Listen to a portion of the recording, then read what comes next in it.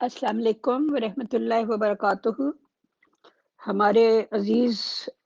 सच का सफ़र के साथियों, जैसा कि आपको मालूम है कि संडे को इस वक्त प्रोग्राम होता है हमारा लेडीज कॉर्नर। तो लेडीज कॉर्नर के लिए हम अस्सलाम वालेकुम वरहमतुल्लाहि वबरकातुहू। हमारे अजीज सच का सफ़र के साथियों, जैसा कि आपको मालूम है कि संडे को इस वक्त प्रोग्राम होता है हमारा लेड इस दफ़ा हम अपने हाज़रीन के सामने और स्पेशली हमारी लेडीज़ कॉर्नर की जो बहनें हैं, उनके सामने 3 सवाल पेश कर रहे हैं। नंबर 1 ये है कि मज़हबी पेशवाओं की इंसानी ज़िंदगी में क्या अहमियत है? नंबर 2 ये है कि क्या मज़हबी पेशवाओं की दुआएँ अपने मुरीदों के हक़ में ज़्यादा सुनी जाती हैं? और नंबर 3 ये है कि क्या मज़हबी पेशवा इंसानी मसाइल के हल के लिए की तरफ तवज्जो देते हैं? तो हम बारी-बारी अपनी दोस्तों के, अपनी साथियों के, अपनी बहनों के नज़रियात पहले सुनेंगे। 10-10 मिनट हर मेंबर को दिया जाएगा, जिसमें वो अपने नज़रियात तीनों सवालों के बारे में पेश करें और उसके बाद जनरल गुफ्तगू होगी। तो सबसे पहले मैं दरख्वास्त करती हूँ वजीहा से कि वजीहा ज़फ़र साहिबा तशरीफ़ लाएँ और वो अपने ख़यालात का इज़हार करें। आइए वजीहा, शुक्रिया। जी, मेरा ख़्याल है कि वजीहा अभी ज़रा बिज़ी हैं, तो मैं ज़ाहिदा निसार साहिबा से दरख्वास्त करूँगी कि वो आगाज़ करें। ज़ाहिदा निसार। जी, अस्सलाम वालेकुम वरहमतुल्लाहि वबरकातुहू। मैं हाज़िर हूँ। जी, अस्सलाम वालेकुम मोहतरमा उजाला साहिबा, क्या मैं स्टार्ट करूँ? जी, अस्सलाम वालेकुम वरहमतुल्लाहि वबरकातुहू। मज़हबी पेशवाओं को समझने के लिए पहले हमें मज़हब को समझना पड़ेगा। मज़हब एक फ़ितरी जज़्बा है। इंसान को हमेशा से ही एक ऐसी हस्ती की तलाश रही है जो इसके दुख सुख में इसकी मदद करे, इसका सहारा बने और तमाम दुनिया से बढ़कर इसकी हमदर्द और गमगुसार हो। इंसान ऐसे ही गमो अलाम में इसे मज़हब की और भी ज़्यादा ज़रूरत होती है। इंसान जब मुश्किल हालात से दो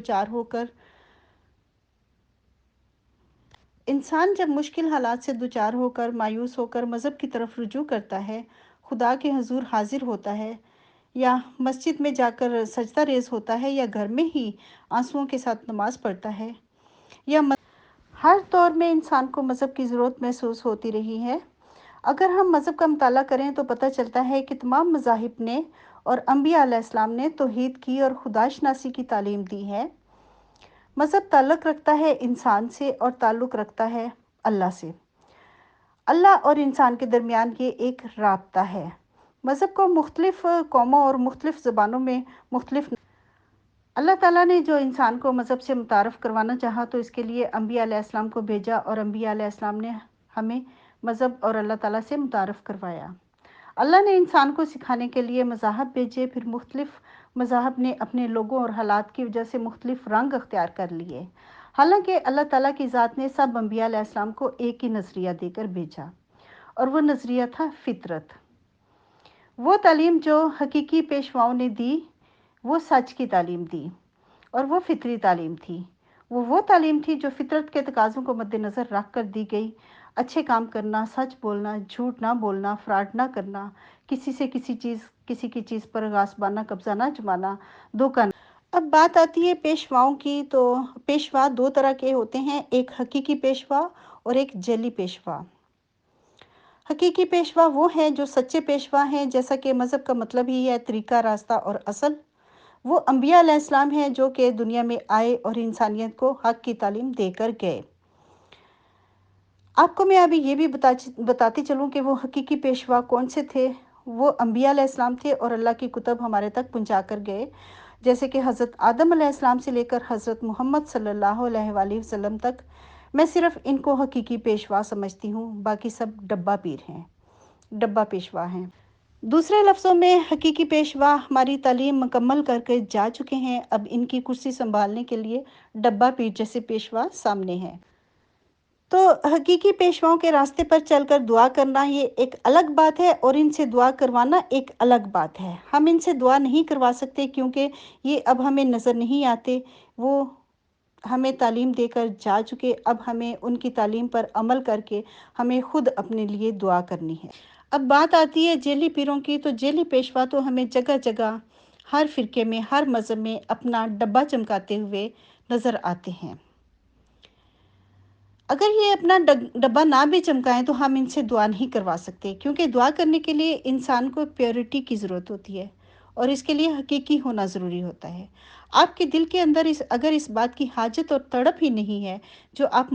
ہم ان پیروں کو خط لکھیں، دعا کے لیے لکھیں، کوئی معنی نہیں رکھتا۔ ہم خود اپنے لیے دعا کریں اور دل سے دعا کریں، کیونکہ دعا ہوتی ہی دل سے ہے۔ جیسے قربانی کا گوشت اور ہڈیاں اللہ تک نہیں پہنچتی، وہ خلوص پہنچتا ہے جس سے ہم قربانی کرتے ہیں، اسی طرح دعا کے الفاظ کچھ بھی نہیں، صرف دل کا وہ جذبہ اور تڑپ ہے جو اللہ سنتا ہے۔ تو کیا آپ کے لیے آپ کا ڈبہ پیر یہ تڑپ رکھ سکتا ہے؟ میرا جواب ہے نہیں۔ ان کی دعا سنی جانا تو ایک طرف، وہ تو اپنے مریدوں کے مسائل کو جانتے تک نہیں۔ جیسے کیا جماعت احمدیہ کے لوگوں کے سب مسائل ان کے خلیفہ جانتے ہیں؟ ہرگز نہیں۔ اگر وہ جانتے ہیں تو کیا وہ ملائیشیا میں پھنسے ہوئے مہاجرین کے مسائل کو جانتے ہیں؟ نہیں جانتے۔ ان کو پتہ ہے ان لوگوں نے کھانا کھایا، ان کے پاس خوراک ہے؟ نہیں۔ ان کو پتہ ہے تھائی لینڈ میں پھنسے ہوئے لوگوں کے بچے پڑھائی کر رہے ہیں، جو کہ ایک بچے کا بنیادی حق ہے؟ نہیں۔ کیا ان کو پتہ ہے کہ تو جب یہ اخراج کے رنگ میں سزائیں دیتے ہیں تو کیا وہ ہمارے لیے دعا کر سکتے ہیں؟ جو خود ہمیں سزائیں دیتے ہیں، جو ہمیں خود تکلیفیں دیتے ہیں، وہ ہمارے لیے دعا کیسے کر سکتے ہیں؟ آپ سمجھتے ہیں کہ وہ ہماری تکلیفیں دور کرنے کے لیے دعا کر سکتے ہیں؟ وہ تو خود ہمیں تکلیفیں دیتے ہیں، وہ کیسے ہمارے لیے دعا کر سکتے ہیں؟ دعا کا تعلق یہ مسائل حل کیا کریں گے؟ یہ تو مسائل پیدا کرتے ہیں۔ کیا پوری امت مسلمان نہیں ہے جو کہ یہ اس بات کی سزا دیتے ہیں اکثر کہ غیر اس جماعت میں کسی کی شادی ہو گئی ہے تو اس کو سزا دے دی ہے اخراج کی، اور اس کو جماعت سے نکال دیا ہے؟ یہ شادی سے منع کرتے ہیں کسی دوسرے مسلمان سے، اس کے لیے سزا دی جاتی ہے۔ کیا اللہ نے اور اللہ کے رسول نے ایسا کوئی قانون بنایا کہ دوسرے مسلمان سے شادی نہیں کرنی کسی چھوٹی سی وجہ کی بنا پہ؟ میں یہاں پہ پھر ریفیوجیز کے بارے میں بات کروں گی کہ جب یہ لوگ مختلف کنٹریز میں جا کے اسائلم اپلائی کرتے ہیں تو کیا جماعت نہیں جانتی؟ اور اگر جماعت جانتی ہے تو جماعت منع کیوں نہیں کرتی؟ اور ان کے مسائل کو حل کیوں نہیں کرتی؟ اور کیا جماعت بغیر پیشوا کے ہی سب کچھ کرتی ہے؟ ان کے پیشوا کو کچھ پتہ نہیں ہوتا؟ ہرگز نہیں۔ میں یہ نہیں سمجھتی کہ ان کے پیشوا کو پاکستان میں احمدیوں کے ڈھیروں مسائل ہیں۔ اب تو یہاں تک ہے کہ کوئی اپنے گھر میں اسلامی کتب تک نہیں رکھ سکتا، یہاں تک کہ قرآن پاک بھی رکھنے کی اجازت نہیں ہے احمدیوں کو، خاص کر مربیوں کو۔ اس کا گناہ کس کے سر ہے؟ پیشوا کے سر نہیں؟ ان کے پیشوا کو یہ نہیں پتا کہ ان کے مربی قرآن پاک نہیں پڑھ سکتے اور وہ اپنی زندگیاں احمدیوں کے مسائل سے نظریں چرائے ہوئے بیٹھے ہیں؟ ان سب نظریں چرانے کے پیچھے ایک فلسفہ نظر آتا ہے۔ وہ سمجھتے ہیں کہ بس یہ ایک ہی زندگی ہے جو ان کو اب مل چکی ہے، ابھی ان کو کوئی اور زندگی نہیں ملنی، انہوں نے کسی کا جواب دہ نہیں ہونا۔ اگر ان کو خدا کی ذات پر یقین ہو تو وہ اپنے جی زاہدہ، بہت شکریہ اپنے تینوں سوالوں کے بارے میں جو بھی آپ کے نظریات تھے آپ نے ان کا اظہار کیا۔ اس دوران میرے ذہن میں بہت سے سوالات پیدا ہوئے، لیکن ابھی میں وہ سوالات پیش نہیں کروں گی، اس وجہ سے کہ میں چاہتی ہوں کہ باقی لوگ بھی جو اپنا نقطہ نظر پیش کرنا چاہتے ہیں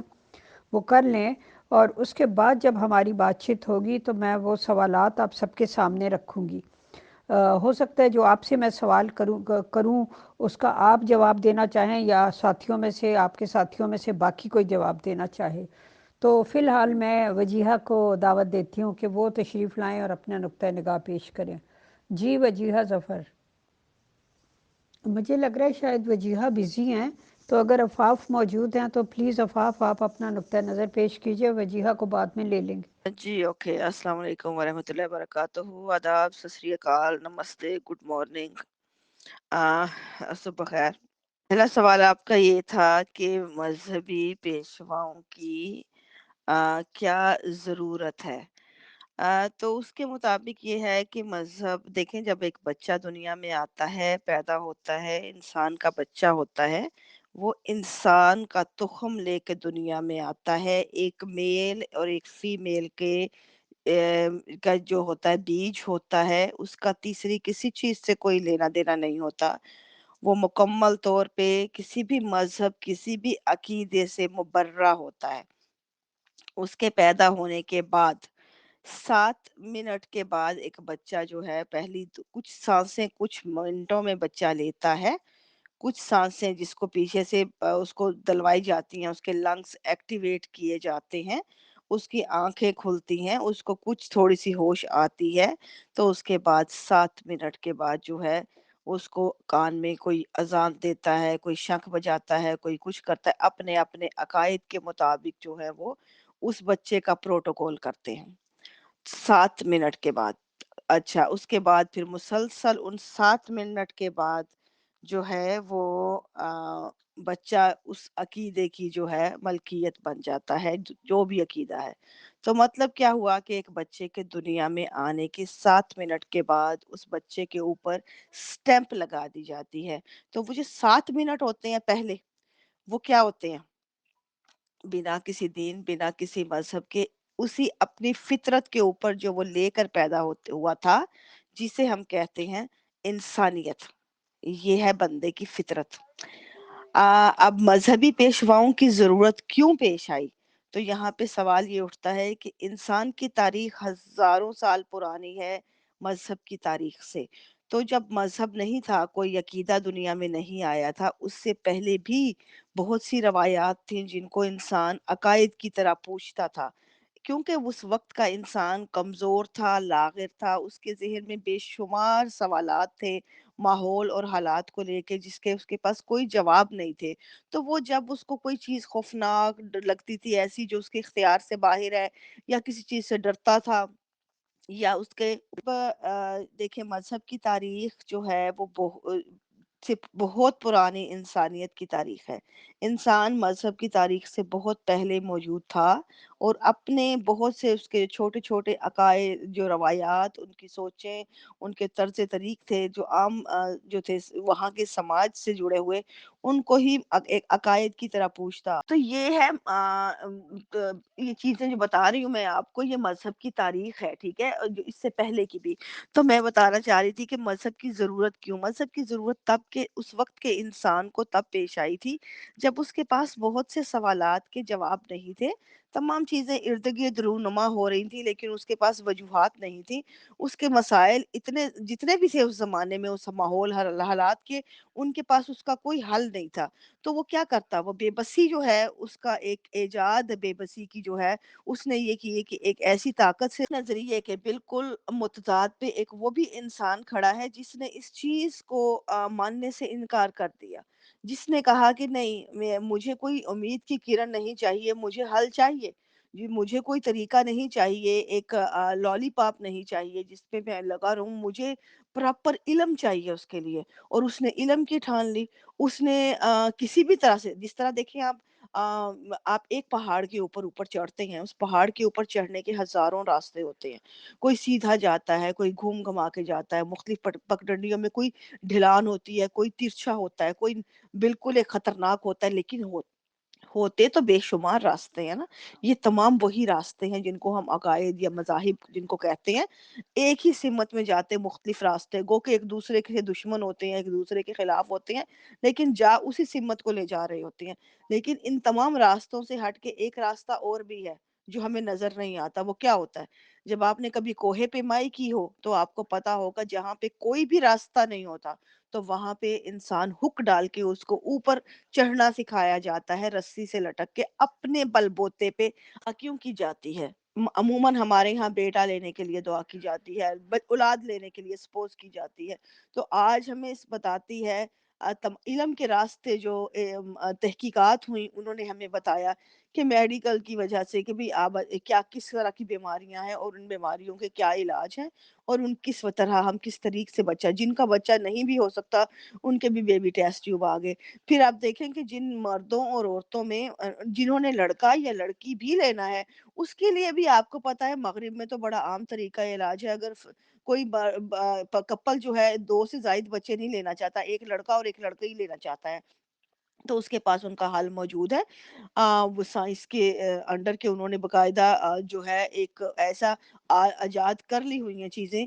جسے ہم کہتے ہیں دوسرے لفظوں میں جو چھانے جاتے ہیں، مرد کے جو سپرم ہوتے ہیں، جو ان کا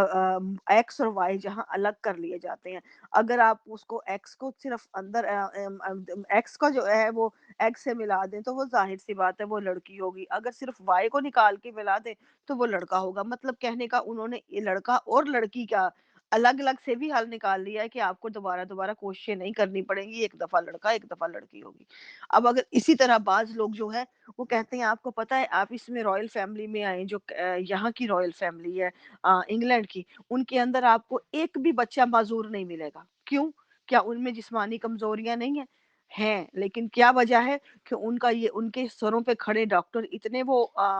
ایک اعلیٰ پائے کے ڈاکٹرز ہیں کہ وہ لوگ باقاعدہ وہ اس چیز کی تحقیق کرتے ہیں کہ ہر کپل جو شادی شدہ ہوتا ہے وہ جب بھی ان کا بچہ لینے کا پروگرام ہوتا ہے تو وہ باقاعدہ اس بچے کو پہلے مرد کا سپرم اور عورت کا جو ایگ ہے اس کو پہلے اچھی طرح جانچ کے لیے بھیجا جاتا ہے، دونوں اطراف کو لے کے اس کی جانچ کی جاتی ہے، اس کو ملانے کے بعد دونوں کو کچھ دیر کے لیے ٹیسٹ کیے جاتے ہیں اس کے کہ کیا وہ پرفیکٹلی میچ ہوئے ہیں، ان کے اندر کوئی کمی بیشی تو نہیں ہوئی، کہیں سے اس کے اندر کوئی تو نہیں ہے جو معذوری کا سبب بنے، اور پھر وہ دوبارہ سے اس کو جب پرفیکٹ ہوتے ہیں تو ان کو اجازت دی جاتی ہے کہ اب آپ کا بچہ لے سکتے ہیں، اگر کہیں سے کمی بیشی ہوئی ہے تو ان کو روک دیا جاتا ہے۔ السلام علیکم۔ دعا کے لغوی معنی ہے پکارنا، بلانا۔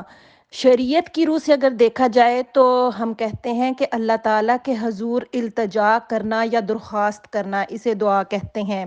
جب انسان کے کسی مشکلات یا پریشانیوں میں گھرتا ہے تو وہ اللہ تعالیٰ کو پکارتا ہے اور اس سے رجوع کرتا ہے۔ اسی چیز کو آپ آگے لے لیں گے، یہ جو اب زلزلے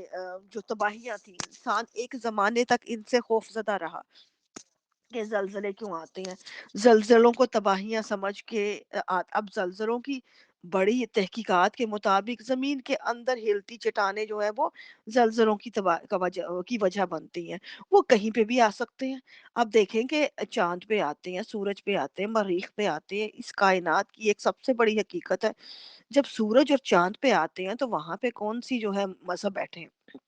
وہاں پہ کون سی خواتین ہیں جو خوشبوئیں لگا کے باہر نکل رہی ہیں، وہاں پہ کون سا زنا عام ہے جس طرح ہماری روایتوں میں ملتا ہے کہ زلزلوں کی یہ وجوہات تھی، اس لیے کہ انسان کو اس ٹائم یہ وجوہات دی گئی کیونکہ ان کے پاس جواب نہیں تھے، ان کو وہ من چاہی وجوہات گھڑ کے دی گئی تاکہ وہ زیادہ سے زیادہ آپ کا عقیدت مند رہے، لیکن آج انسان کے پاس ان کی وجوہات موجود ہیں، ان چیزوں کی اس کو ان کی ضرورت نہیں ہے، اس لیے وہ ان چیزوں سے آزاد ہے۔ تو کیا آج جو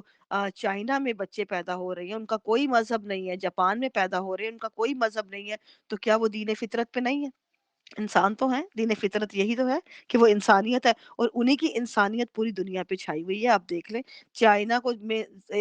چائنا میں کبھی مذہب نہیں رہا، لیکن چائنا میں آپ دیکھ لیں چائنا کی طرف تعلیم کا بار بار کہا گیا، جاپان کی جو ٹیکنالوجی آج دنیا کا ہر بندہ ہاتھوں میں لیے بیٹھا ہے، تو کیا یہ انہی کی رحمتیں نہیں ہیں؟ تو کیا بولے ایک جو بندہ بالکل ایک اس سے آ رہی ہے ان چیزوں سے۔ اللہ تعالیٰ نے قرآن مجید میں بتایا ہے کہ جب میرے بندے میرے متعلق دریافت کریں تو اے رسول تو نے بتا دے کہ میں اپنے بندوں کو قریب ہی کہ بہت ہی قریب ہوں، اور جب بندے مجھے پکارتے ہیں تو میں ان کی پکار کو سنتا ہوں۔ تو اس کا صاف مطلب ظاہر ہے، اور بھی بہت سارے حوالے ملتے ہیں قرآن مجید میں، اور ہر جگہ پہ اللہ تعالیٰ نے یہی کہا ہے کہ مجھ سے دعا کرو، اس نے کوئی درمیان میں وسیلہ نہیں پیدا کیا، اور اللہ تعالیٰ سے ڈائریکٹ بندے کا جو کانٹیکٹ ہے وہی ہی دعا، ایکچوئل دعا وہی ہوتی ہے، اور میرے نزدیک بھی یہی ایک دعا کی حقیقت ہے کہ جو تکلیف مجھے ہے، جو پریشانی مجھے ہے، میں اس کو اچھے رنگ میں بتا سکتی ہوں اللہ تعالیٰ پاک ہو کہ یہ مجھے مسئلے مسائل ہیں اور اس کا حل بھی وہ مجھے جب بتائے گا تو اس کی تدبیر جو میں نے سوچنی ہے اس حل کے ذریعے جو تدبیر میں نے کرنی ہے وہ اللہ تعالیٰ سے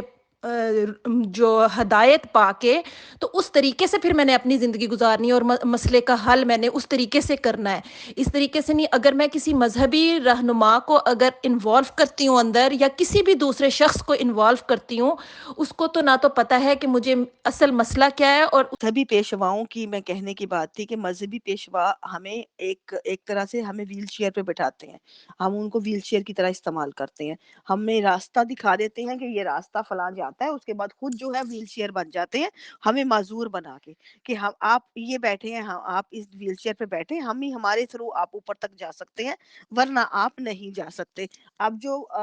ہمیں پھر ان کی طرف بار بار ہر مشکل ہر وجہ کے لیے ان کی طرف جانا پڑتا ہے, رجوع کرنا پڑتا ہے, ہمیں اپنا دماغ استعمال کرنے سے جو ہے ضرورت کم محسوس ہوتی ہے کیونکہ ہمارے لیے آسان ترین حل جو ہے وہ ان کا وجود ہوتا ہے. تو ہم اس کو جب ایک سہارے کا انسان کو عادت پڑ جاتی ہے تو آپ انہی سہاروں کو میں زندہ رہنا کا جو ہے اسی میں کمفرٹ فیل کرتے. تو اسی طرح آپ دیکھیں ایک انسان جب ہوتا ہے نا, ایک انسان میں ابیلٹی ہو چلنے کی, لیکن اس میں جب آپ دیکھیں گے کہ بہت دفعہ انسان کے بڑے ایکسیڈنٹ ہوتے ہیں تو انسان ایک لمبا عرصہ جو ہے بستر پہ رہتا ہے تو اس میں چلنے کی صلاحیت ہوتی ہے لیکن اس کی جو ہمت یا اس کی جو عادت یا اس کی جو وہ جو ایک خراب کر دی جاتی ہے, اس کی جو عادت جو ہے ایک طرح سمجھ لیں اس کے مسلز جو ہیں وہ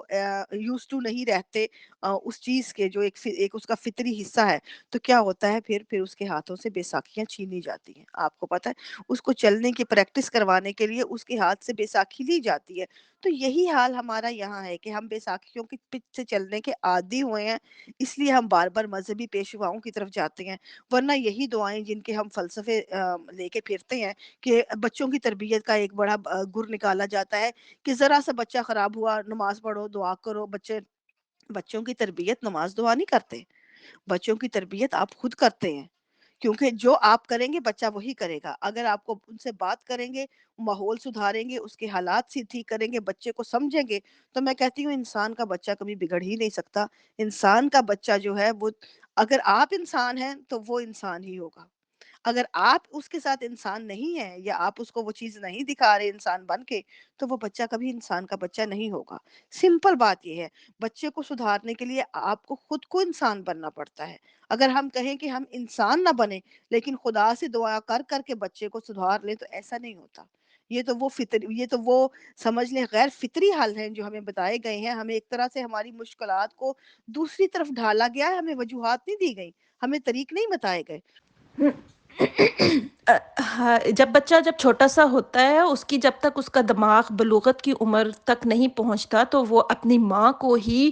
اپنا کل اثاثہ سمجھتا ہے اور وہ اپنے تمام دکھ درد اور اپنی پریشانیاں جو ہے وہ اپنی ماں سے ہی کہتا ہے اور وہ اسی کے تھرو اپنے مسائل کا حل جو ہے وہ کرتا ہے. تو اس لیے یہاں پر اگر کہا جائے کہ صرف ایک ماں وہ ذریعہ ہے جو بچے کو اللہ تعالیٰ کے, کیونکہ ماں جو ہوتی ہے وہ اتنی مخلص ہوتی ہے اپنے بچے سے کہ وہ اس کی غلط رہنمائی کر ہی نہیں سکتی. جس نے بچہ پیدا کیا ہے وہ غلط اس کو کوئی مشورہ کبھی بھی نہیں دے سکتی. وہ سیلفش نہیں ہوتی. ماں کا جو جذبہ اور اس کے اندر جو ممتا بھری ہوئی ہے وہ سیلفش نہیں ہوتی. وہ دنیا کے ہر موڑ سے وہ گزری ہوتی ہے, پریکٹیکل کیا ہوتا ہے اس نے, اور وہ بچے کو ہمیشہ ایک اچھی راستے پر چلانے کی ہی کوشش کرے گی اور بچہ بھی اسی کی سنتا ہے. تو یہ واحد ذریعہ ہے جو ماں اور بچے کا ہوتا ہے کہ بچے کی جو جتنی بھی پکار اور دعا التجا جو ہوتی ہے وہ ماں سنتی ہے. اور اس کے بعد جب بچے کا دماغ ایک بلوغت کی عمر کو پہنچ جاتا ہے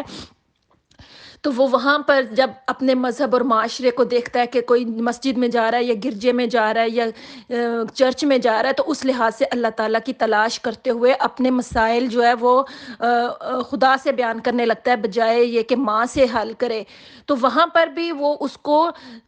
جانا ہوتا ہے مسجد یا مندر تو یا چرچ میں, تو وہ اپنے دل کے حالات اللہ تعالیٰ سے مطلب کہ وہ بات کرے گا، نہ کہ کسی مذہبی رہنما کو درمیان میں ڈالے گا، کیونکہ جو اس کے دل میں بات چل رہی ہے تو اس کی تدبیر جو اس نے کرنی ہے وہ اللہ تعالیٰ سے رہنمائی پا کر اس کی تدبیر کرے گا۔ تو اس طرح سے وہ جس طریقے سے جو اس کی مشکل اور پریشانی ہے وہ اب اس کے بعد دوسرا سوال تھا آپ کا کہ مذہبی پیشوا جو ہیں ان کی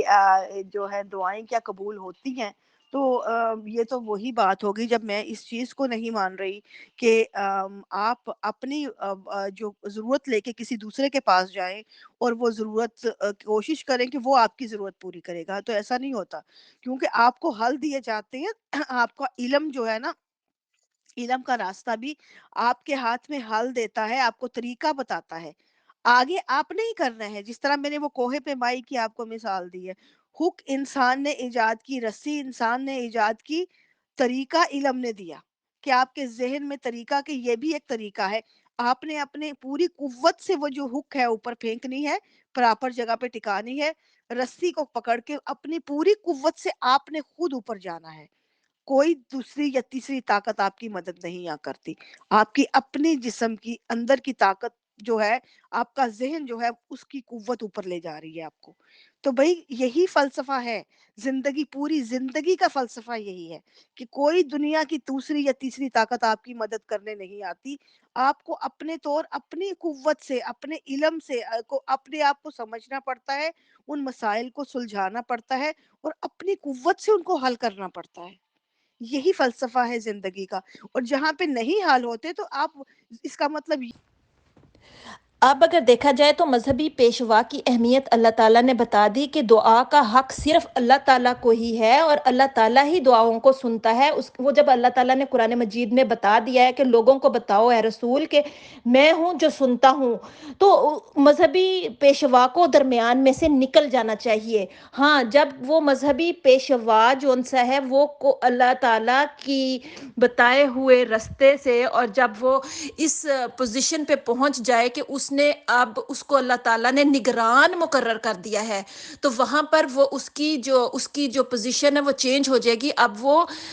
حاکم ہے ان لوگوں کے اوپر کہ وہ ان کے جو دنیاوی مسائل ہے وہ حل کرے، وہ خواہ وہ دعا سے کرے یا دعا سے کرے، لیکن جو لوگوں نے مسائل کا حل دیکھنا ہے، مشکلات کا حل دیکھنا ہے کہ ان کو جو مذہبی رہنما جو ان کے اوپر حکمران ہے وہ کس طریقے سے ان کے مسائل حل کر رہے ہیں، اور وہ ان لوگوں کو کیا ہدایت کے طریقے بتا رہے ہیں، اور اچھے روحانی طریقے، زندہ رہنے کے روحانی طریقے، اور لوگوں کے ساتھ خوش اسلوبی سے باقی لوگوں کے ساتھ ملنے جلنے کے طریقے وہ کیسے بیان کرتے ہیں، ان کی مشکلات۔ سوال آپ کا یہ تھا کہ کیا مذہبی پیشوا جو ہیں انسان کو حل دیتے ہیں چیزوں کے؟ تو بھائی یہ تو ایسے بات ہے کہ میں اب آئی فون میرے ہاتھ میں ہے نا اس وقت، تو میں اس سال کا جو آئی فون ہے، آپ کو کیا لگتا ہے کہ میں پچھلے سال کا جو آئی فون تھا میں اس سال کے آئی فون کے مینول کے اوپر چلا سکتی ہوں؟ یا چلیں آپ washing machine, dryer, microwave یا اوون، آپ کوئی دوسری ٹیکنالوجی پکڑ لیں جس کا ماڈل پچھلے سال کا ہو، اور آپ اس کے ماڈل کے جو مینول ہے وہ ہاتھ میں اٹھائیں، اور اس سال کے مینول کے اس سال کی جو ہے وہ چیز اس ٹی وی یا اس سے چلانے کی کوشش کریں، تو وہ کبھی نہیں چلے گا۔ اس سال کا جو وہ ٹیکنالوجی ہوگی اس کا مینول بھی اس سال کا ہی ہوگا۔ جس طرح آئی فون اگر میرے ہاتھ میں اس سال کا ماڈل ہے تو اس کا مینول اسی سال کا ہوگا، آپ پچھلے مینول پہ نہیں چلا سکتے، نہ ہی آپ کہہ سکتے ہیں کوئی ایک مینول جو ہے یا کوئی ایک چیز جو ہے وہ اتنی حتمی تھی کہ وہ پوری دنیا کے لیے ہمیشہ کے لیے ہے۔ بھئی ایسا ممکن نہیں ہے۔ انسان کو فطرتاً جو دماغ دیا ہے اسی اٹھان سمندر کی مانند ہے، جس میں ہر پل نئی لہریں کریٹ ہو رہی ہوتی ہیں، ان کی، اور ہر انسان کی جو دماغ کے اندر جو اس کی موجود لہریں ہیں اس کی شعور کی، وہ ہر لہر کی جو طاقت ہے یا وہ اس کی اپنے اندر کی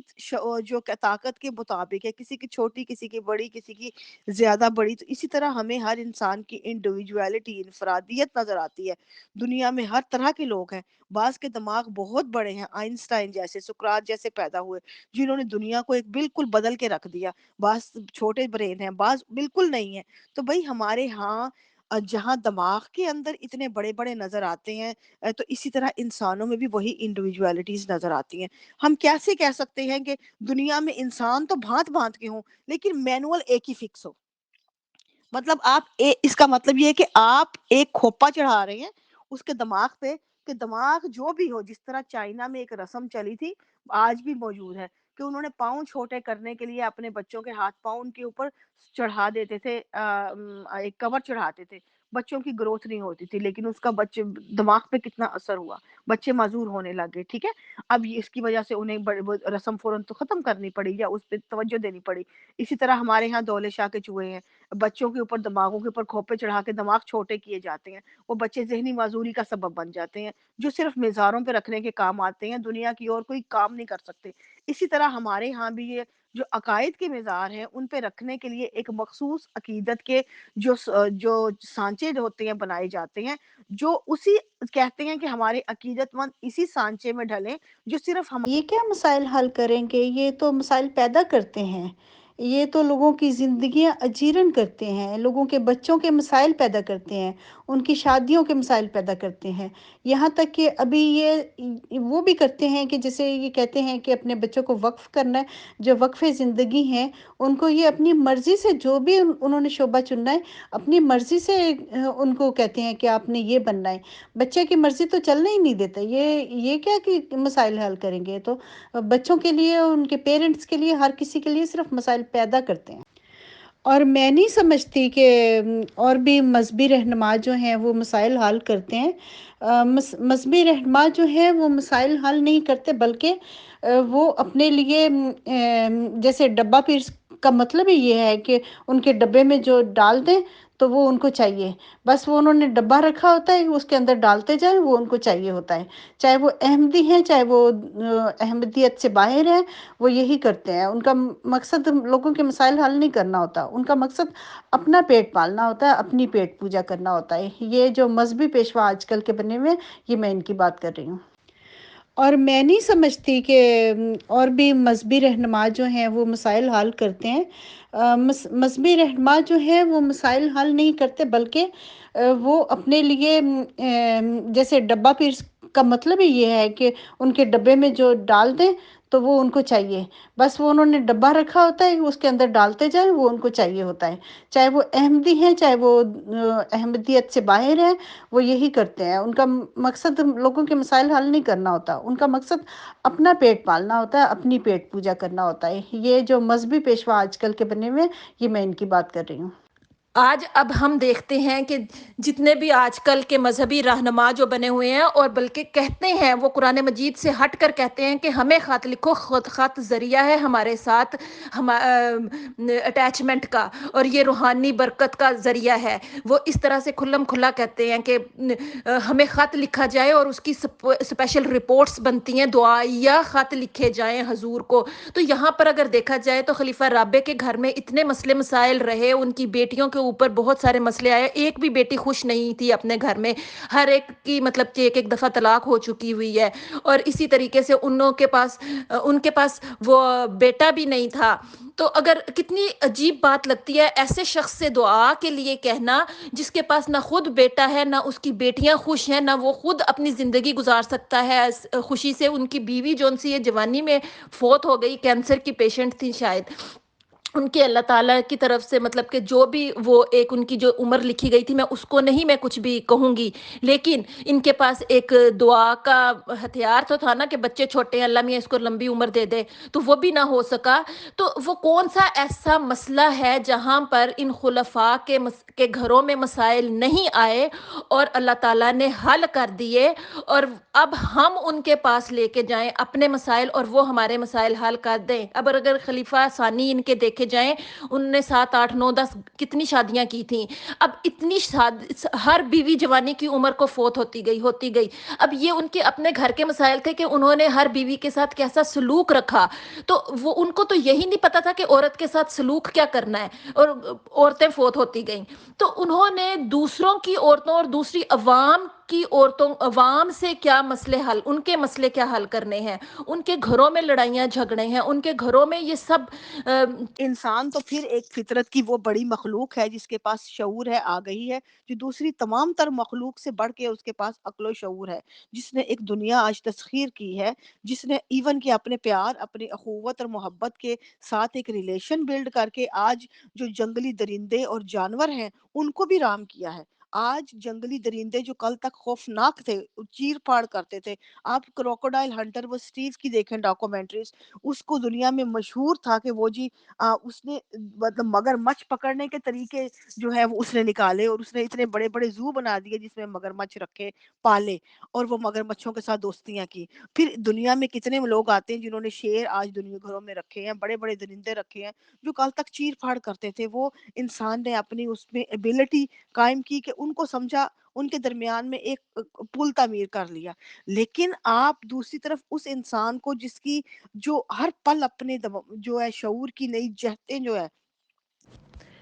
کچھ بہنوں نے لکھ کے بھیجا ہے، مذہبی پیشوا کی انسانی زندگی میں کیا اہمیت ہے؟ مذہبی پیشوا کسے کہتے ہیں اور ان کے کیا فرائض ہیں؟ پہلے ہمیں اس کو سمجھنے کی ضرورت ہے۔ مذہبی رہنما یا پیشوا عموماً وہ ہوتے ہیں جو عام انسانوں کو مذہبی تعلیم دیتے ہیں، ان کے مسائل سنتے ہیں اور انہیں حل کرنے کی کوشش کرتے ہیں۔ اگر اس تعریف کی روشنی میں ہم موجودہ دور کے مذہبی رہنماؤں کو دیکھیں تو شاید ہی کوئی اس تعریف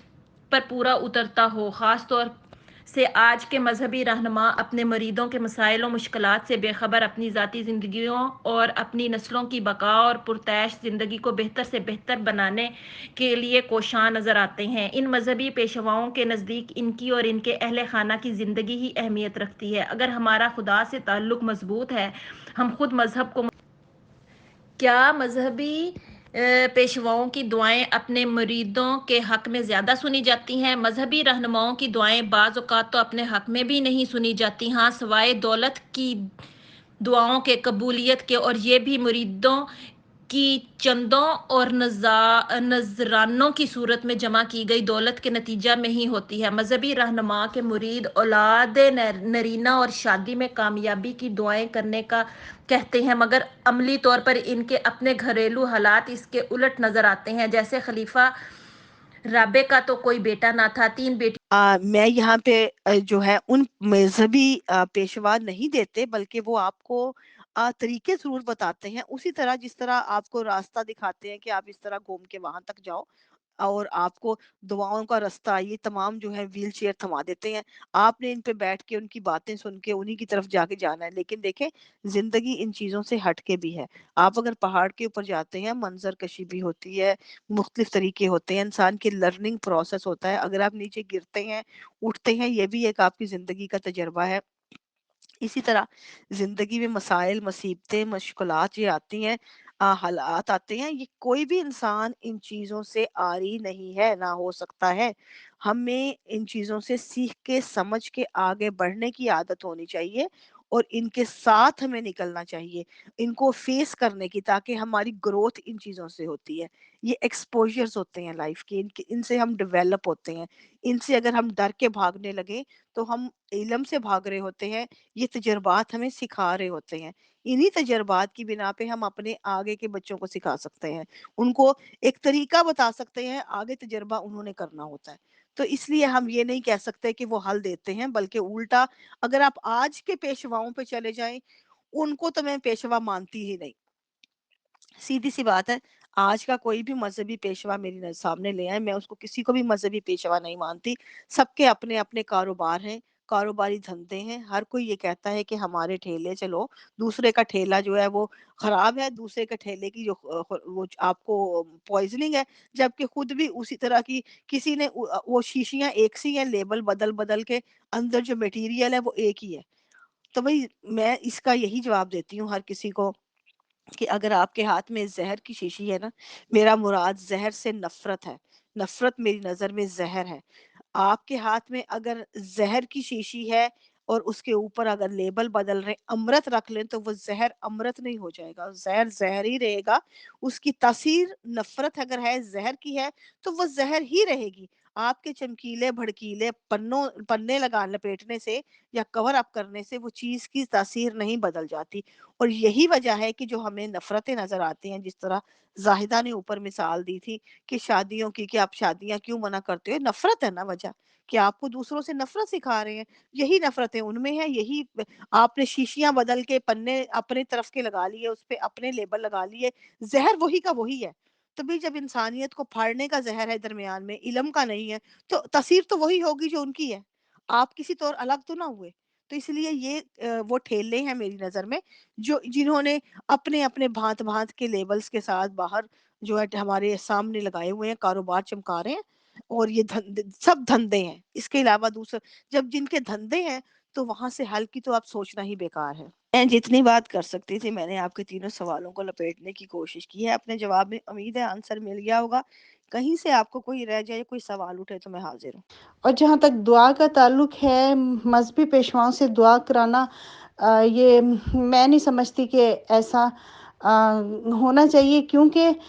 آپ کو جو تکلیف ہے، آپ جو تکلیف محسوس کر رہے ہیں، وہ کوئی دوسرا نہیں کر رہا.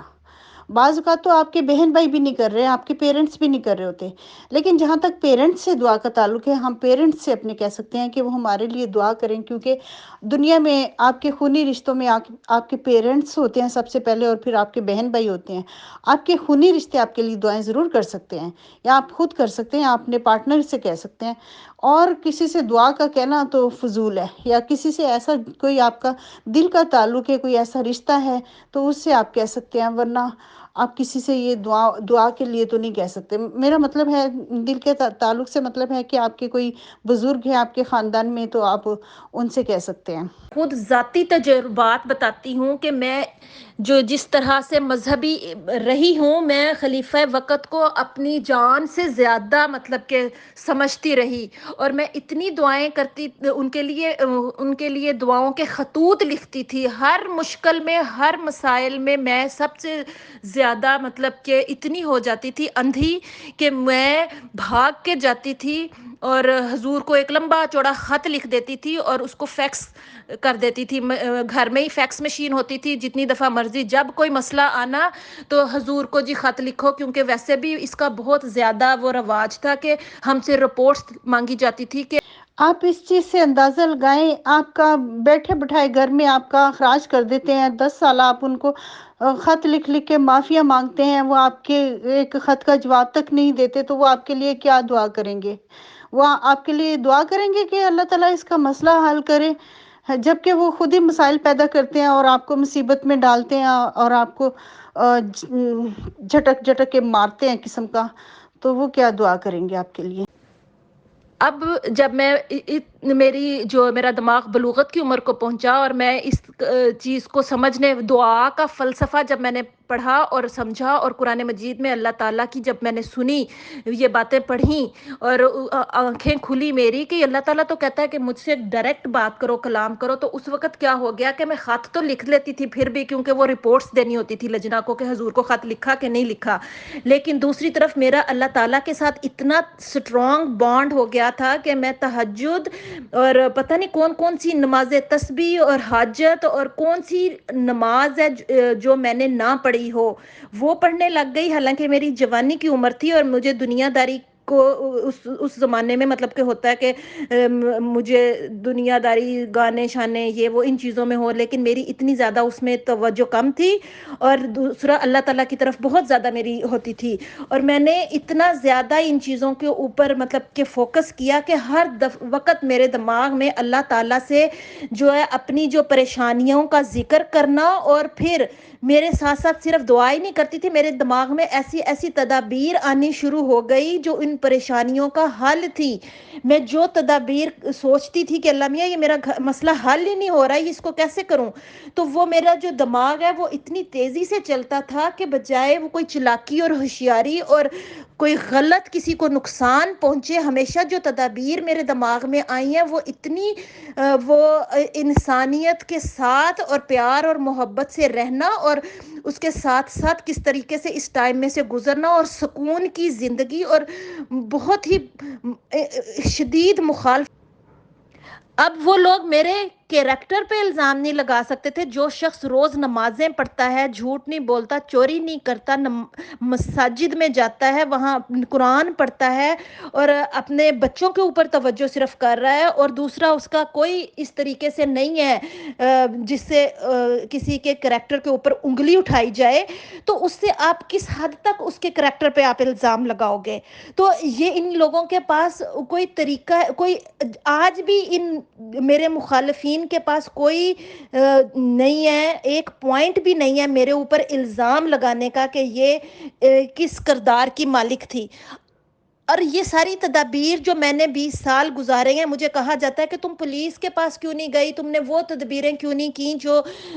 دوسرے مطلب کے تھے. وہ صحیح ہے کہ ایک وقت آیا اور مجھے پولیس کے پاس بھی جانا پڑا, لیکن وہ جو ٹائم تھا جہاں تک مجھے تکلیفوں کا ٹائم تھا گزارنا تھا, میں نے گزارا, تو میں ان تکلیفوں میں سے گزری, اور اس کے ساتھ ساتھ مجھے اللہ تعالیٰ نے رہنمائی بھی ہر جگہ پر کی اور میرے دماغ میں ڈالا کہ کیسے کیسے میں نے ان طریقوں سے گزارنا ہے, کیونکہ میرے بچے بھی بہت زیادہ چھوٹے تھے اور ان کو بھی اللہ تعالیٰ نے اس عمر پہ لے کے آنا تھا کہ وہ بھی تو پہچان سکیں کہ ماں کہاں پہ غلط ہے اور جو ان سے ہیں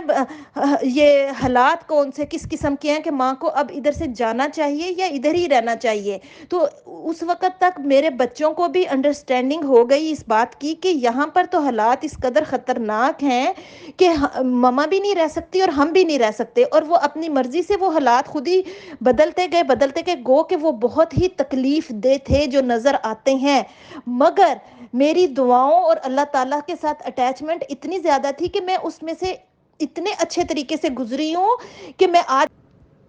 کیا مذہبی رہنما انسانی مسائل کے حل کی طرف توجہ دیتے ہیں؟ مذہبی رہنما دوغلی زندگی گزارتے ہیں, خود ہر قسم کی عیاش پرست زندگی کو پسند کرتے ہیں, مہنگی سے مہنگی گاڑی اور پروٹوکول ان کی زندگی کا حصہ بن چکا ہے. عام مرید اور مذہبی پیشوا یا رہنما میں دوری خوفناک حد تک بڑھ چکی ہے. یاد رکھیں, جب تک آپ خود غریب کی چکی میں نہیں پستے, غربت کا مزہ نہیں چکھتے, آپ کو غریب کے مسائل کا کسی صورت بھی اور ادراک نہیں ہو سکتا. آج کل کے اکثر مذہبی رہنما سونے کا چمچہ لے کر پیدا ہوتے ہیں, تو وہ کیسے ایک غریب کا درد محسوس کر سکتے ہیں؟ اس لیے زبانی کلامی باتوں سے ہی آج کل مذہبی رہنما اپنے مریدوں کو پیٹ بھرتے ہیں, پرانے قصے کہانیاں تو ضرور سناتے ہیں مگر خود اس پر عمل نہیں کرتے. اگر تمام مذہبی جی اجالا صاحبہ آپ کی بات کا جواب دے رہی ہوں کہ ڈبہ پیر اور اصلی پیر میں امتیاز کیا ہے. اصلی پیر تو آج کل کوئی نہیں نظر آئے گا آپ کو, سب ڈبہ پیر ہیں. کوئی بھی آپ کو ایسا پیر نہیں نظر آئے گا کہ جو کہ بہت ہی صرف اللہ والا ہو. تو جیسے کہ عبدالس تاریدی تھے, دیکھیں عبدالس تاریدی کتنے, وہ کوئی پیر نہیں تھے لیکن ان کی ذات میں ایک نمایاں فرق تھا دوسرے لوگوں سے, اور خود غرض لوگوں سے کس قدر فرق تھا ان کی زندگی میں اور دوسرے لوگوں میں. اس طرح کے میں سمجھتی ہوں اس طرح کے انسانوں کو اگر آپ پیر مانتے ہو, اگر آپ اس طرح کے انسانوں کے نقشے قدم پہ چلنا چاہتے ہو تو آپ ان کو پیر کہہ سکتے ہیں. جیسے کہ ڈاکٹر روتھ فاؤ جو یہاں کی جرمنی کی تھی, وہ ادھر گئی تھی پاکستان میں اور اس نے ان لوگوں کا علاج کیا تھا جو کہ کیا بیماری ہوتی ہے اس کو کیا کہتے ہیں, جو چھوت کی بیماری ہوتی ہے, پتہ نہیں کیا بیماری تھی. اب میرے نزدیک میں زیادہ تر بولنے بلانے یا لمبی لمبی تقریر کبھی بھی کرنے کی عادی نہیں تھی. میری باتوں سے بھی آپ کو پتہ چلتا ہوگا کہ میں اکثر واقعات اور سچے واقعات پر بات کرتی ہوں جو میری اوپر زندگی پر گزرے. میں نے کبھی لمبی تقاریر نہیں کی. یہ انہوں نے مجھے مجبور کیا ہے کہ میں اٹک کر اپنی بات واضح کر دیتی ہوں آپ لوگوں کو. یہی بہت بڑی میری ہمت ہے کہ میں اب سوشل میڈیا پر بات آ کے سنا سکتی ہوں. اور تو دوسری طرف میرا اللہ تعالیٰ کے اوپر اتنا زیادہ اعتقاد ہے کہ میں بتانا چاہتی ہوں لوگوں کو اپنے مسائل سے کہ میں وہ سٹرانگ مدر اور عورت ہوں کہ مجھے حالات نے وہاں تک پہنچا دیا کہ اگر آج میں میں نے وہ حالات نہ پڑے ہوتے مریم کے یا حضرت مریم کے، حضرت آسیہ کے، حضرت ہاجرہ کے، اور ان کی طرح اپنے آپ کو میں نے اسٹرانگ نہ بنایا ہوتا تو آج میں کب کی ان ماؤں کی طرح فوت ہو گئی ہوتی، ہارٹ اٹیک ہو گیا ہوتا یا پاگل خانے میں ہوتی، جو میں اپنی آنکھوں سے دیکھ کر آئی ہوں۔ جماعت احمدیہ کی کئی عورتیں ہیں جو اس وقت دماغی نفسیاتی عوارض میں مبتلا ہیں، ٹیکے لگواتی ہیں، دوائیاں کھاتی ہیں، ہارٹ اٹیک سے کئیوں کی مائیں جون سی تھی اپنے وہاں پر مرزا غلام احمد کی قبر پر گئی اور ان کو خبر کوئی ملی اور وہیں پر فوت ہو گئی ہارٹ اٹیک سے، کہ اور کبھی کوئی زندگی میں ان کو کوئی بیماری نہیں تھی اور ان کو خبر ملی جو بھی ملی حالات کی وجہ سے، اور وہیں پر فوت ہو گئی۔ اب وہ اولاد بڑے خوشی سے کہتی ہے کہ میری امی تو اتنی خوش قسمت ہیں کہ حضور کی قدموں میں ساری عمر انہوں نے کہا کہ مجھے اللہ میاں مجھے قبر نصیب کر حضرت مسیح موعود کے ساتھ۔ تو دیکھیں میری امی اتنی، اور جبکہ یہ نہیں پتا کہ تمہارے ہی کرتوتوں کی وجہ سے تمہاری ماما فوت ہو گئی، ہارٹ اٹیک ہوا اور وہیں پر فوت ہو گئی۔ اور دوسری طرف سے یہ ہے کہ جو ہماری جو اماں جان تھیں، جنہیں ہم اماں جان کہتے تھے، ان کو تو یہ چیز نصیب نہ ہوئی کہ حضرت مسیح موعود کے ساتھ والی قبر ان کو مل سکے۔ تو اس کی امی کو، اس کی والدہ کو جب ہارٹ اٹیک ہوا اور وہیں پر ان کو قادیان میں ہی دفن کرنا پڑا تو اس کو انہوں نے یہ کہہ دیا کہ میری امی اتنی دعا گو تھی کہ حضرت مسیح موعود کے ساتھ قبر میں، کیا کسی کی قبر کے ساتھ قبر میں دفن ہونا اس بات کی علامت ہے کہ وہ بہت ہی زیادہ مہان اور متقی اور پرہیزگار تھا؟ کیا یہ علامت ہے اس بات کی؟ ٹھیک ہے کہ جب کسی نے اگر کوئی وصیت کی ہے جس طرح کہ میری یہاں پر قبر بن جائے، جبکہ حضرت اماں جان نے کہا بھی تھا کہ مجھے وہاں پر دفنایا جائے، لیکن حالات اور پیسہ ہونے کے باوجود خلیفہ ثانی نے ان کی قبر مسیح موعود کی قبر کے ساتھ نہیں بنائی۔ لیکن دوسری طرف سے یہ جو مرید ہیں ان کی خواہش ہے کہ میری مسیح موعود کے ساتھ قبر قادیان میں مجھے دفنایا جائے، اور وہیں پر ہارٹ اٹیک ہوتا ہے اور وہاں پر ان کی قبر بن جاتی ہے۔ اور اس کو کتنا بڑا اپنی ماں کے حق میں ایک اس کی اولاد بات کرتی ہے کہ میری امی اس قدر اچھی تھیں۔ واقعی وہ بہت نیک اور پاکیزہ خاتون ہوں گی، ان کے اوپر میں نہیں بات کرتی، لیکن وہ اتنی کمزور مامتا تھی کہ ان کو جو خبر بتائی گئی مجھے کہ ہارٹ اٹیک کیوں ہوا اور فوت ہو گئی، تو وہ انتہائی بزدل ماں کا وہ تھا، رویہ تھا، جس کی وجہ سے انہوں نے وہ اس کو دنیا کے سامنے وہ فیس نہیں کر سک رہی تھی اور وہیں پر ان کو ہارٹ اٹیک ہوا اور فوت ہو گئی۔ جی جی، اردو میں اس کو کوڑ کہتے ہیں اور پنجابی میں کوڑ کہتے ہیں اور اردو میں اس کو جزام کہتے ہیں، ابھی مجھے بھی یاد آ گیا۔ Thank you very much. جسام کے لیے آئی تھی جرمنی سے ڈاکٹر روت فاؤ، پاکستان میں جس کے علاج کے لیے پھر ساری عمر یہیں رہی تھی روت فاؤ زاہدہ۔ اور مدر ٹریسا بھی جو ہے، مدر ٹریسا، اس کے بعد اس طرح کے آپ کو بہت کم ملتے ہیں جو انسانیت کے، میں انہی کو انسانیت کا پیغمبر کہتی ہوں، کہ اگر اس وقت دنیا میں کہیں آپ کو پیغمبری نظر آتی ہے صحیح معنوں میں جو انسانیت کے پیغمبر ہیں تو یہ ہیں وہ لوگ، یہ ہیں وہ۔ آپ ان کی زندگیاں دیکھیے اور پھر اپنے پیروں سے مقابلہ کیجئے اور بتائیں کہ آپ کے پیر ان کے قریب قریب بھی ہیں، کہیں قریب بھی، میں کہتی ہوں ان کے اب پاؤں کی خاک بھی نہیں ہے ان کے پیر جو ہیں۔ ان کی زندگیاں دیکھ لیں اور ان کی دیکھ لیں، ان کے بینک بیلنس دیکھ لیں، ان کے دیکھ لیں۔ کیا عبدالستار ایدھی کے پاس ایک بھی بینک بیلنس تھا ایسا جس کا جو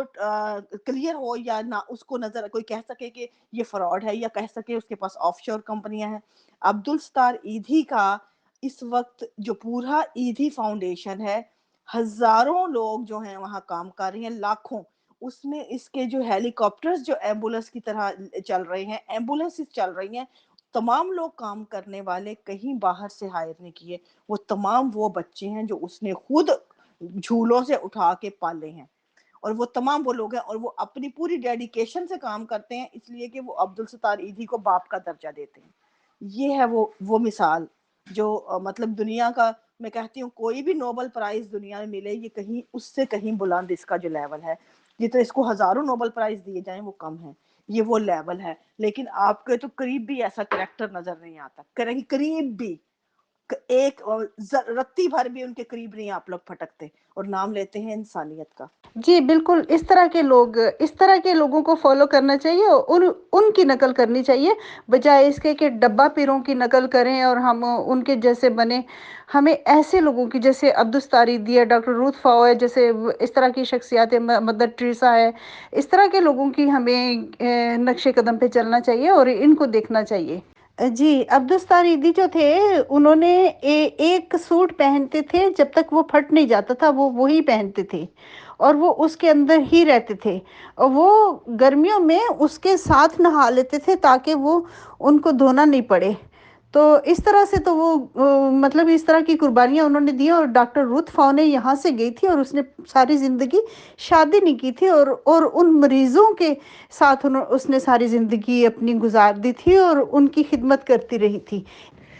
اب اگر ہم آتے ہیں، میں نے بہت ساری کتابیں پڑھی ہیں، مجھے جب تک پڑھایا گیا اس وقت تک یہ بہت مشہور تھا کہ طاعون کو میری نصرت کے لیے بھیجا، ایک بیماری کو نصرت کے لیے بھی اپنے اندر کر لیا، اور کتنے انسان جون سے ہیں اس بیماری سے موت کی آغوش میں چلے گئے جب طاعون آئی تھی. اور اس کے لیے یہ مذہبی رہنما یہ کہتے ہیں کہ ہماری نصرت کے لیے بھیجا گیا. کیا انسانیت کا یہ انسانی حقوق کی طرف سے اگر دیکھا جائے تو یہ کوئی چھوٹی بات نہیں ہے کہ آپ آرام سے کہہ دو کہ طاعون کو میری نصرت کے لیے بھیجا. تو آپ اب دیکھیں کہ میں نے جب کتابوں میں پڑھا اور بہت سارے ایسے مجھے حوالے ملے تو اس میں پتہ چلا کہ بہت سارے احمدی لوگ جو ہے ان کو طاعون کی بیماری ہوئی اور وہ مر گئے، اور ان کا کہیں پر، اور انہوں نے کبھی جب ہمیں بتاتے ہیں ٹیچنگ کرتے ہیں تو اس میں نہیں بتاتے، کیونکہ ان کو پتہ ہوتا ہے انہوں نے کون سا کتابیں کھول کے پڑھ لینی ہے. اور وہی ہوا کہ جب کرونا آیا تو پہلے 1.5 سال تک تو ان کے پہلے 1-2 خطبے بھی بلکہ یہی چلتے تھے کہ ہماری وجہ سے آیا، دیکھنا احمدیت پھیلنے لگی ہے. یہاں تک ان کے مذہبی رہنما تھے جو انسانیت کی انہوں نے کیا انسانیت کے حقوق کی پاسداری یا انسانیت کے لیے رحم دلی کیا رکھنی ہے، یہ تو مارنے کے اوپر آتے ہیں کہ ہماری وجہ سے انسانیت مر رہی ہے. تو انہوں کا ایک خطبہ بھی ان کا آیا تھا، لیکن اب آپ دیکھیں کہ کرونا کی وجہ سے پھر انہوں نے اس بات کو رد کر دیا اور اس خطبے کو بھی شاید اٹھا دیا، وہاں سے آپ کو ملے گا. لیکن 1.5 سال تک میں نے جب کہ اعلان کر دیا تھا میں احمدی نہیں ہوں، مجھے احمدی فرینڈز کے فون آتے رہے اور مس کالز آتی رہی صرف یہ دیکھنے کے لیے کہ وجیہہ زندہ ہے کہ نہیں زندہ. اور اب کرونا کی وجہ سے ساری مساجد بند ہو گئی، سارے چرچ بند ہو گئے، دعائیں ختم، سب کچھ ختم ہو گیا. تو وہ کہاں پر وہ ساری گئے جو حضور کے پاس جاتے تھے دعائیں کرنے کے لیے کہ حضور سے کیوں نہیں دعائیں کی گئی؟ خانہ کعبہ تک بند ہو گیا. تو یہ ساری چیزیں کیا ہیں کہ دعا جو سی ہے، جو اتنا زیادہ جو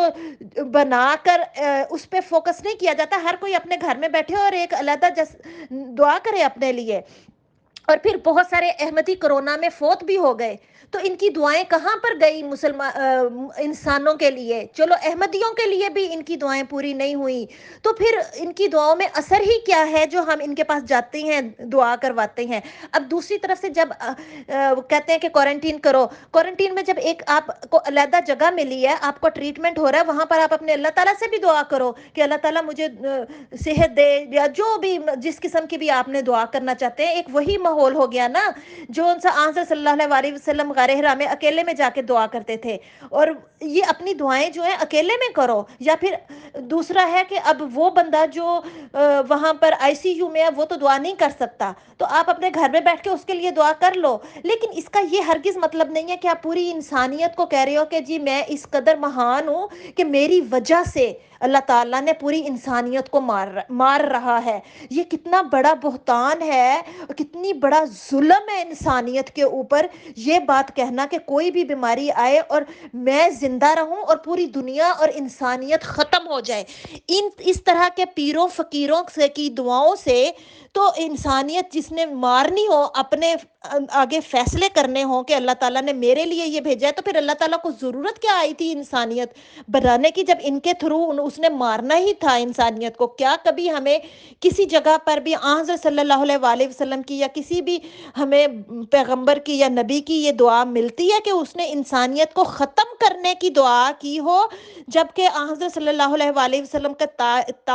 طائف کا واقعہ ہمیں ملتا ہے کہ وہاں پر انہوں نے اتنے ظلم کی انتہا کر دی تھی کہ فرشتہ نازل ہوا، اس نے کہا کہ اگر چاہو تو ان 2 پہاڑوں کے اندر ہم اس بستی کو کچھ بالکل بھی نہیں رکھتا، بلکہ میں سمجھتی ہوں، میں تو اس کے برعکس سمجھتی ہوں، معذرت کے ساتھ جس کو برا لگے، میں سمجھتی ہوں مریدوں کو حق حاصل ہوتا ہے اپنے پیر کو سزا دینے کا، کیونکہ جب وہ اس کی پیری فقیری جو ہے وہ ان کے معیار پہ پوری نہیں اترتی، جب آپ کے مسائل کا وہ حل نہیں کر پایا، جب آپ کو وہ پراپر راستہ نہیں دکھا پایا، یا وہ پراپرلی آپ کی بات سن کے جو آپ کے مسائل ہے روحانی ہے یا جو بھی سمجھ لیں وہ آپ کے اندر بیٹھ نہیں پا رہا، تو وہ تو آپ کو حق حاصل ہے کہ آپ اس کو سزا دیں، نہ کہ اس کو کوئی حق حاصل نہیں ہے آپ کو سزا دینے کا۔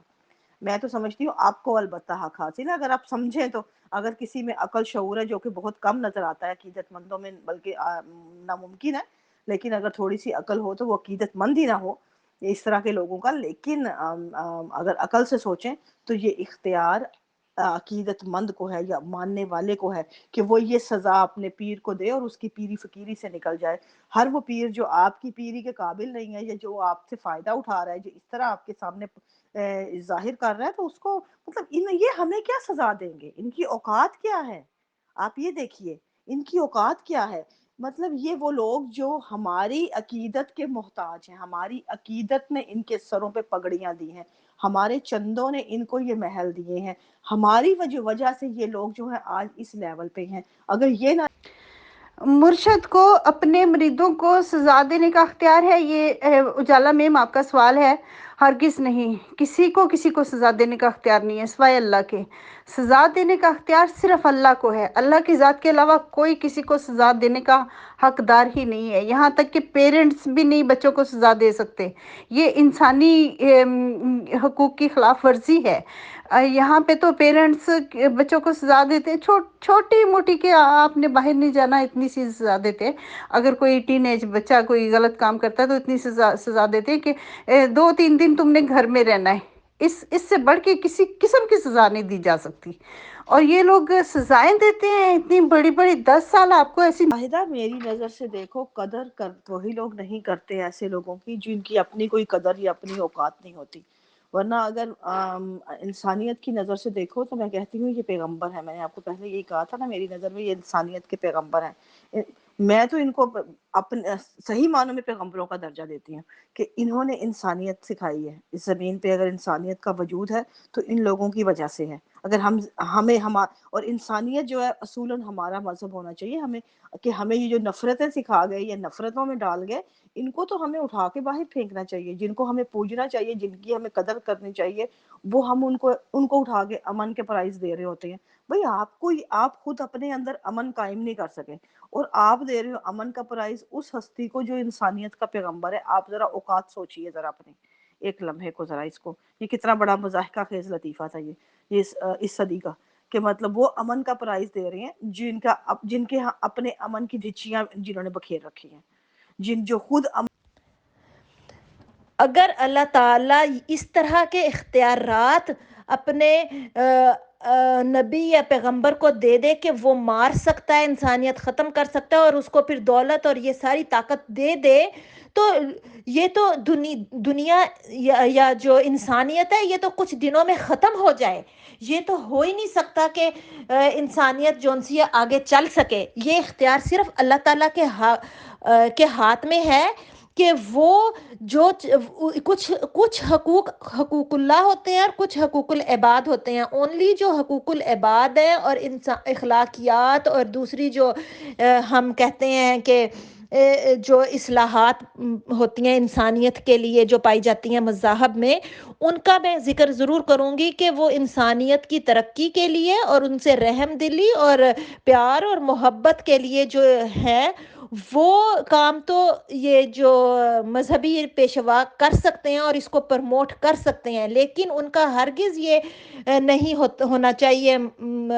کہ ہم ان کو اخراج کر دیں، ہم ان کو چھوٹی چھوٹی باتوں پہ سزائیں دیں، نہیں، جو سزاؤں کا ذکر آیا ہے اس کے لیے قرآن مجید سے ہمیں رہنمائی ملتی ہے۔ پھر آگے ڈیموکریٹک علاقے ہیں جدھر سے انہوں نے اپنے ہر ملک نے اپنا ایک قانون بنایا ہوتا ہے جس کے اوپر تمام لوگ متفق ہوتے ہیں کہ اس چیز کی یہ سزا ہے، تو اس ریاست کے قانون کے تحت اگر آپ چلیں تو وہ اسی لیے لوگوں نے اس کو پسند کیے گئے ہیں، اور ایک انصاف سے اس کے اوپر انہوں نے انسانیت کے اوپر بات کی ہوتی ہے، اور اس کو انسانیت کو ہی پرموٹ کرنے کے لیے وہ قانون بنائے گئے ہیں، اور سویلائزیشن کے لیے قانون بنائے گئے ہیں، نہ کہ انسانیت کو یہ سزائیں دینے کہ جو اللہ تعالیٰ تو دے سکتا ہے لیکن عام انسان نہیں دے سکتا۔ تو وہ جونسی ہے وہ پھر ڈاکٹر روت فاؤ کا ذکر کرنا چاہوں گی کہ وہ اس وقت وہاں پہ گئی تھی جب جذام کی بہت زیادہ عروج پہ تھی بیماری پاکستان میں، ہندوستان پاکستان میں، پتہ نہیں کون سے سال میں گئی تھی، ابھی میرے ذہن میں نہیں ہے۔ تو اس وقت وہ وہاں پہ گئی تھی، اس نے ساری زندگی ان کا علاج کیا، اور اس وجہ سے اس نے اتنی قربانیاں دیں، اور اس کی وجہ سے یہ جذام ختم ہوئی وہاں سے۔ پہلے جذام تھی، آپ کو پتہ ہے یہ پاکستان میں اور ہندوستان میں بہت زیادہ عام ہو گئی تھی، اس کی وجہ سے وہ بیماری سرے سے ختم ہو گئی، اور اینڈ تک وہ اس بیماری کا علاج کرتی رہی۔ تو ایسے لوگ ہوتے ہیں جن کو ہم پیر کہہ سکتے ہیں، اگر ہم ان کے نقش قدم پہ چلیں تو ہمارے لیے یہ بہتر ہے۔ ایک سوال میں اور کرنا چاہوں گی کہ جرم اور گناہ میں کیا فرق ہے؟ جرم وہ ہے جو کہ ہم کسی ملک کے قانون کے خلاف کوئی بات کرتے ہیں، جو کہ قانون پاس ہو چکا ہو کہ ہم ابھی یہ نہیں کہیں گے، ہم پہ لازم ہے کہ ہم نے یہ نہیں کہنا، لیکن ہم پھر بھی کرتے ہیں اور کہتے ہیں، جیسے کہ جماعت احمدیہ جرم کرتی ہیں پاکستان کے دستور کی خلاف ورزی کرتے ہوئے، جو کہ ان کو غیر مسلم قرار دے دیا گیا ہے، تو یہ جرم کرتے ہیں۔ اور گناہ وہ ہے جو یہ کسی کے دل دکھانے کے لیے کیا گیا ہو، جیسے کہ مذہب میں منع ہو جو چیز، تو وہ کوئی کرے تو اس کو گناہ کہتے ہیں۔ ایک طرف آ کے یہ دونوں چیزیں مل بھی جاتی ہے، جرم اور گناہ کبھی کبھی ایک بھی ہو جاتا ہے، لیکن علیحدہ ان کی ڈیفینیشن یہ ہے۔ جرم اور گناہ میں انفرادیت اور سماجیت کا فرق ہے۔ اگر ہم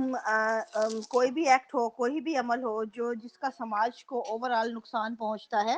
تو اس کو ہم جرم کہتے ہیں، اور اسی عمل کو آپ اپنے طور پہ اگر اپنی نظر سے ایز اے پرسن دیکھیں جس نے کیا ہے، اس فرد کی نظر سے تو وہ اس کے لیے گناہ ہے۔ مطلب میں تو یہی فلسفہ سمجھی ہوں جو کہ مذہب کا فلسفہ ہے گو کہ،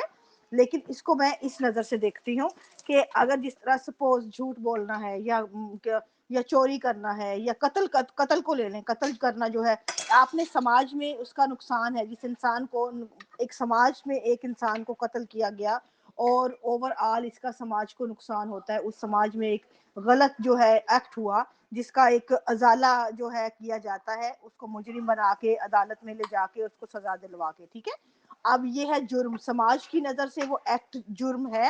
لیکن اس انسان جس نے قتل کیا، قاتل نے جو ایکٹ کیا، اگر آپ اس کی نظر سے دیکھیں تو اس نے ایک غلط ایکٹ کیا اپنے جی میں سب کی بہت شکر گزار ہوں، لیکن یہ جو موضوع ہے اس پہ ایک دفعہ الگ سے پروگرام رکھیں گے، کیونکہ گناہ میرا خیال ہے اس کو سمجھا جاتا ہے جو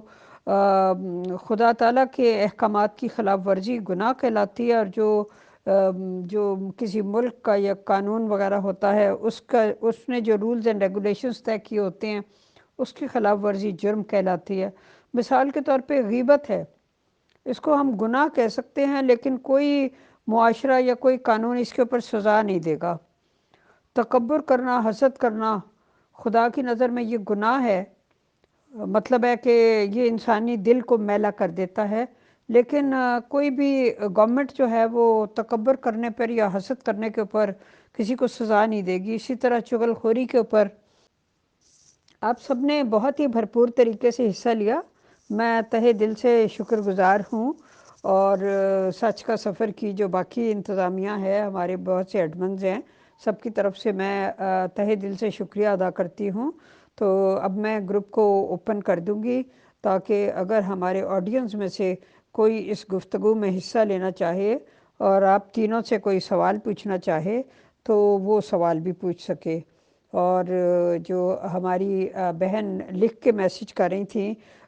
اگر وہ بھی کسی سوال کا جواب لکھ کے دینا چاہیں تو دے سکتی ہیں۔ تو آپ سب کی تشریف آوری کا بہت شکریہ۔ اللہ تعالیٰ آپ سب کو صحت و سلامتی سے رکھے۔ Thank you very much.